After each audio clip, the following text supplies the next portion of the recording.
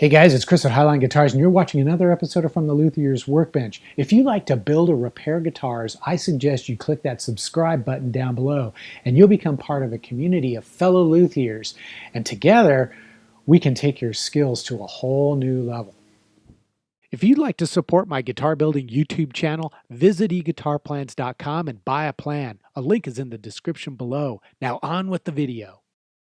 In this episode, I'm going to be covering part 15 of the Highline Echo laminated top guitar build. And what that means is I'm going to be going back and level sanding and polish sanding the clear coat finish. Now, you're probably thinking, wait a minute, I'm having deja vu. Didn't you already do that in episode 12? Yes, I did. But as I explained in episode 14 last week, I had decided I was going to strip off the clear coat, respray it, and I wanted to test some new level sanding and abrasive products and techniques.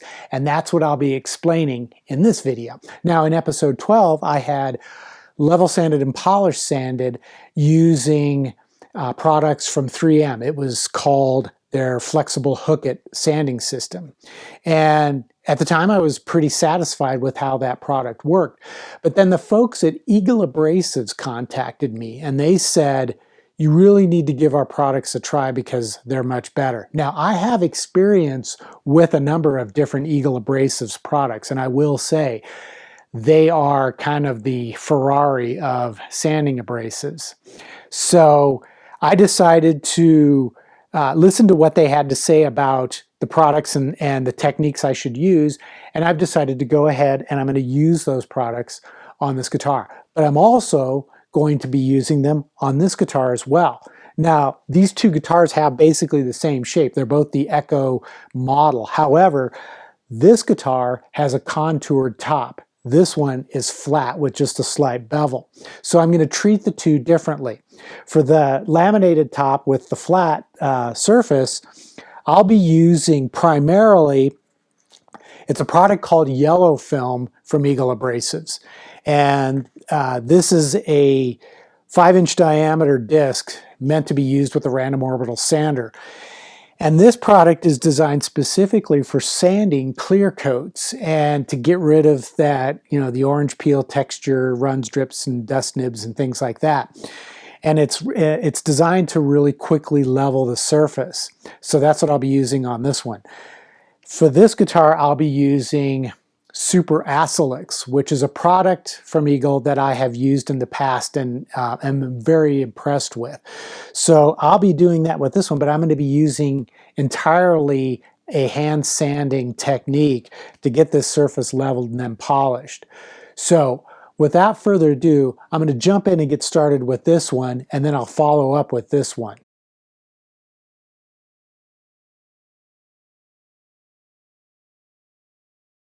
The level sanding process for the laminated top guitar began by using my 5-inch random orbital sander with an 800 grit yellow film disc from Eagle Abrasives. I tried different speeds for my sander, and I found I could run it at almost full speed without burning through the clear coats. Every so often, I would stop sanding and check my progress by examining the surface at a low angle against a bright light. What I was looking for were dark, shiny spots on the surface that would indicate the need for more sanding in order to level the clear coat. The goal at this point was a consistent, flat, matte sheen across the entire surface with no shiny spots remaining.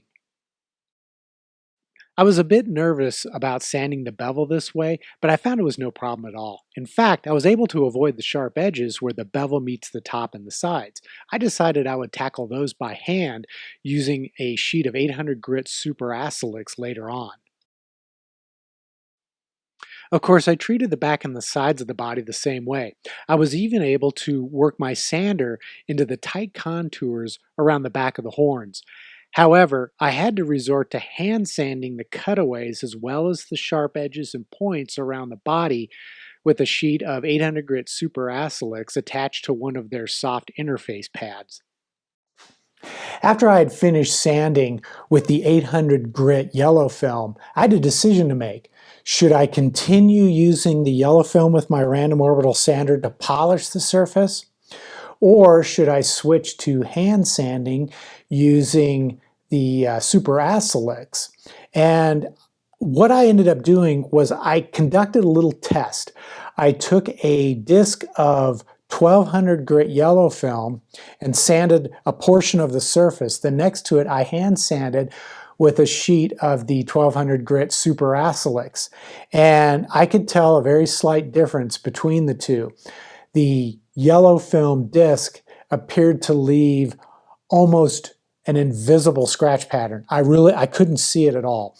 I could just barely detect a scratch pattern with the Super Assilex. So I decided I'm just going to go ahead and continue with the polish sanding using the yellow film with my random orbital sander. And I'm going to work through 1200 grit and then 1500 grit. At that stage, I'm going to switch to another Eagle Abrasives product called Super Buflex. And this is a product which is available in grits 2000 grit, 2500 grit, and 3000 grit. And it's really just like wiping the surface with a cloth.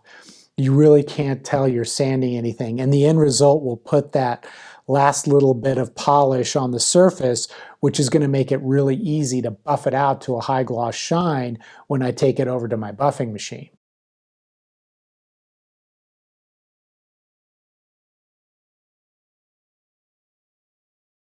As you can see, the contour top guitar has the same orange peel-like texture that the laminated top guitar had. To level the clear coat by hand, I'll be using a 360 grit Super Assilex sanding sheet attached to a soft interface pad and a flexible hand sanding block. For leveling by hand, I prefer a circular sanding stroke as it works faster.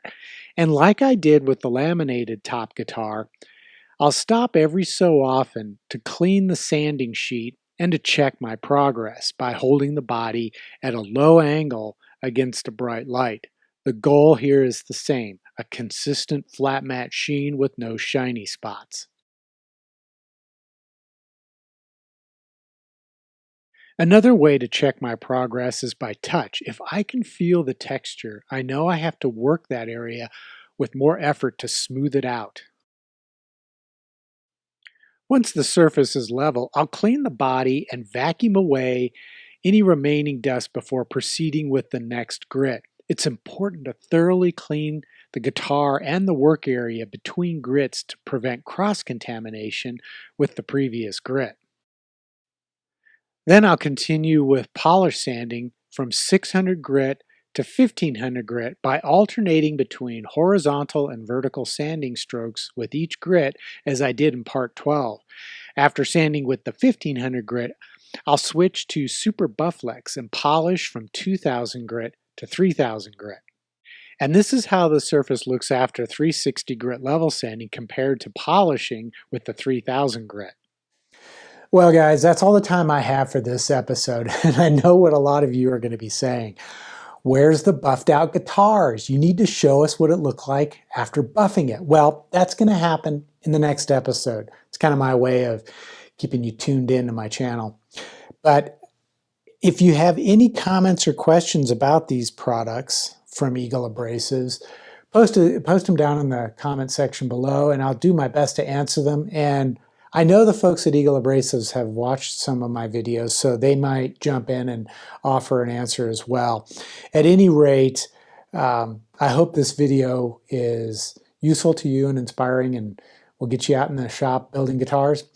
And if you don't already subscribe to my channel and like to watch videos on making guitars, click that subscribe button, hit the bell notification so that you'll be notified every time I post a new video, which is a couple of times a week. And as always, if you want to show my channel some support, head over to eguitarplans.com, buy a plan that supports me and it gives you something in return.